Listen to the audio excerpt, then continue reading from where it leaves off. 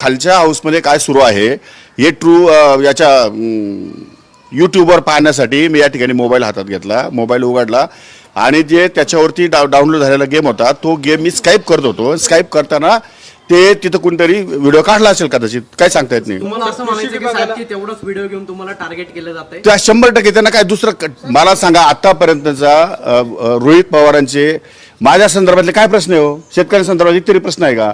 शेतकऱ्याची काळजी त्यांनाच आहे, आम्हाला नाही का? अहो, आम्ही शेतकऱ्यांसाठी गावगाव फिरतो, विभागात जातो, शेतकऱ्यांसाठी बैठका घेतो, नवीन धोरणं तयार करतो, नव्या प्रकारचे आदेश देतो. इतक्या मोठ्या प्रमाणात काम सुरू असताना त्यांना ते काम कसं दिसतं? त्यांनी रिकामे उद्योग का दिसतात? यात काय अर्थ आहे याच्यामध्ये? हे उगीच स्वतःची करमणूक करण्यासाठी आणि लोकांना बदनाम करण्यासाठी हा त्यांचा प्रयत्न आहे. पण तशाने काय होत नाही. अशा प्रयत्नाने काही जनता या ठिकाणी त्यांच्या याला बळी पडणार नाही, हे मला कल्पना आहे. आपण काय माहिती घेतली या संदर्भात की कोणी काही जो निधी आहे तो अपुरा आहे, त्यामुळे कृषी मंत्री अशा पद्धतीने रमी खेळते असे आपल्यावर आता टीका? नाही, अजिबात नाही. कृषी विभागाला निधी पण भरपूर आहे आणि कृषी विभागाच्या योजना पण चांगल्या आहेत. तेव्हा रमी मी खेळतच नव्हतो. पहिली गोष्ट मी सांगितलं आहे की मी खालच्या हाऊसमध्ये काय चाललेलं आहे ते पाहण्यासाठी यूट्यूबवर या ठिकाणी ऑन करायचा म्हणून फोन ऑन केला होता. परंतु त्याच्यावरती कुठेतरी डाउनलोड केला होता फोन, तो गेम मी स्काईप करत होतो. स्किप करत असताना तेवढा वेळ तो व्हिडिओ आलेला असेल. संजय राऊत आणि काय मला त्याचा शोध घेण्यासारखं काय वाटत नाही. त्यात काय आज खार चोरीच काही केलेलं आहे किंवा मोठ्या प्रमाणात शेतकऱ्याच्या विरोधात स्टेटमेंट केलेलं आहे किंवा असं काही वेळवाकडं पाप केलेलं आहे, असं काय त्याच्यामध्ये? काय विशेष काय त्याच्यामध्ये? मी स्काईप करत असताना तो व्हिडिओ तुमच्या मोबाईलवर जाहिराती येत नाही का?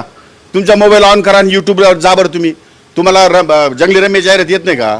जंगली रम्य जाहिरात येतात, गाण्याच्या जाहिरात येतात, कुठल्याही प्रकारच्या जाहिराती आज सोशल मीडियावर सुरू आहेत.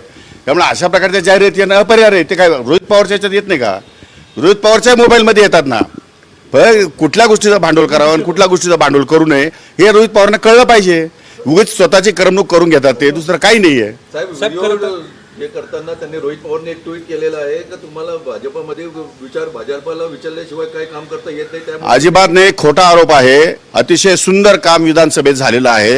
विरोधी पक्षांना काहीही करता आलं नाही आणि विरोधी पक्ष कारण नसताना या ठिकाणी टार्गेट करते.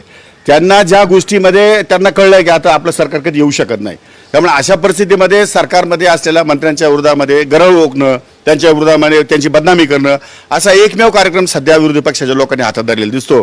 त्यामुळे असं कोणी काही केलेलं नाही आणि कुठल्याही शेतकऱ्याच्या महाराष्ट्रातल्या कुठल्याही शेतकऱ्याच्या विरोधामध्ये कुठलंही स्टेटमेंट या ठिकाणी मी केलेलं नाही.